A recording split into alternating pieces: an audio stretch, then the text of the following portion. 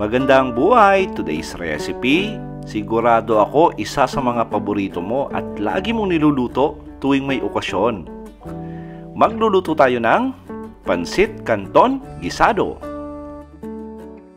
Magpainit lang ng konting mantika sa ating kawali, tapos prito muna natin yung ating squid balls. At yung squid balls pala natin ay hiniwa lang natin yan sa gitna. Ipiprito natin yung ating squid balls hanggang maging golden brown. Siguro mga 3 to 4 minutes. Tapos pag okay na, hango na natin at itatabi muna natin. Ngayon, depende po yan sa inyo kung gusto nyo gumamit ng chicken cam balls. Tapos lagay na natin yung ating karning baboy at hiniwa lang natin yan sa maliliit na strips. Yung tamang-tama lang na isang subo. Tapos sangkutsa natin to ng mga 15 minutes. Hintayin natin na lumabas yung mantika nito at maging tostado yung appearance at texture ng ating pork belly. At huwag nyo kalimutan na haluin from time to time para hindi magkakadikit.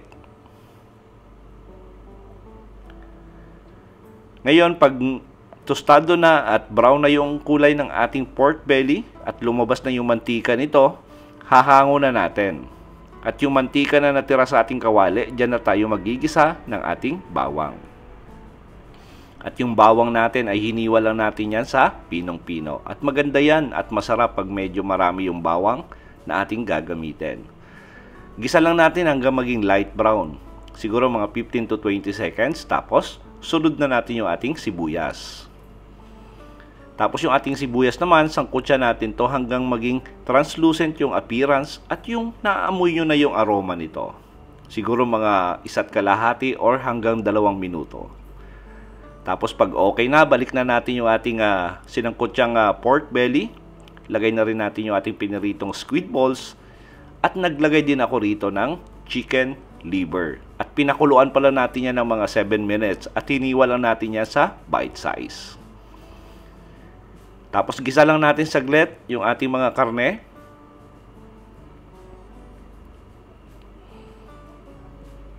Tapos pag okay na, lagyan na natin to ng timpla. Lagyan natin ng toyo. Lagyan natin ng oyster sauce.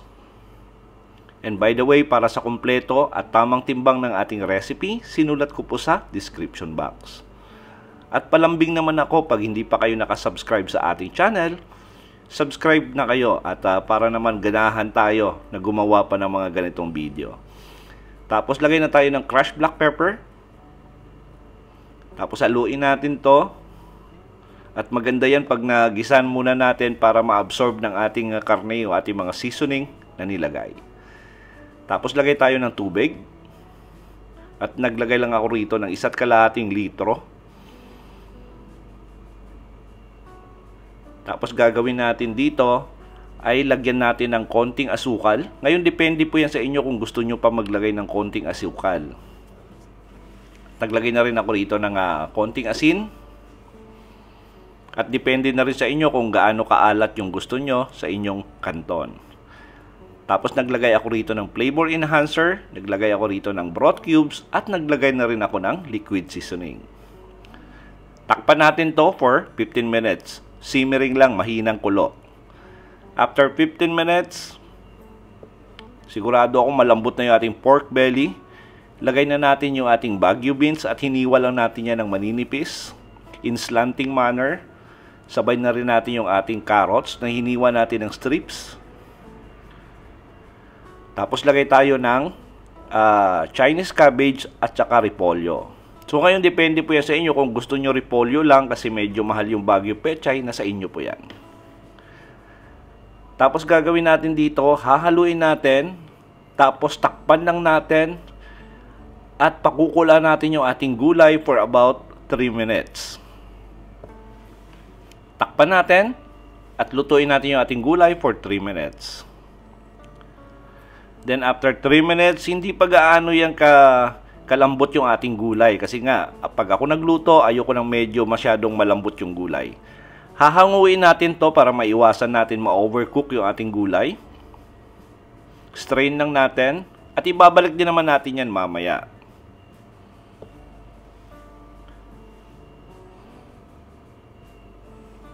Tapos lagay na natin yung ating egg noodles. Ngayon pwede naman kayo gumamit dito ng dried noodles, yung nabibili sa palengke. Pero I do suggest pag yung dried yung ginamit nyo, damihan nyo yung inyong sabaw. Ito kasi fresh egg noodles. So medyo na pre-boiled na yan. Gagawin natin dito, hahalu-haluin lang natin hanggang ma-absorb ng ating noodles yung ating sabaw na nilagay. Siguro mga 10 to 15 minutes. Moderate flame lang. Medyo moist na at saka medyo malapot na yung sarsa, dumikit na doon sa ating noodles.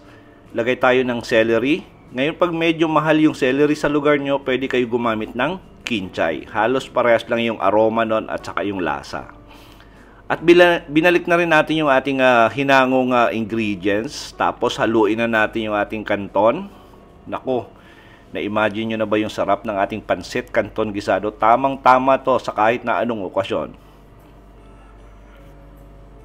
Tapos gagawin natin dito, lipat lang natin sa ating serving plate at pwede na natin i-enjoy yung ating pansit canton gisado. At sigurado po ako nagustuhan nyo yung recipe natin sa araw na to. Please like and share this video. Tapos kung bago po kayo sa ating kusina, please don't forget to subscribe at pindutin yung notification bell para updated kayo sa mga susunod pa nating masasarap na recipe.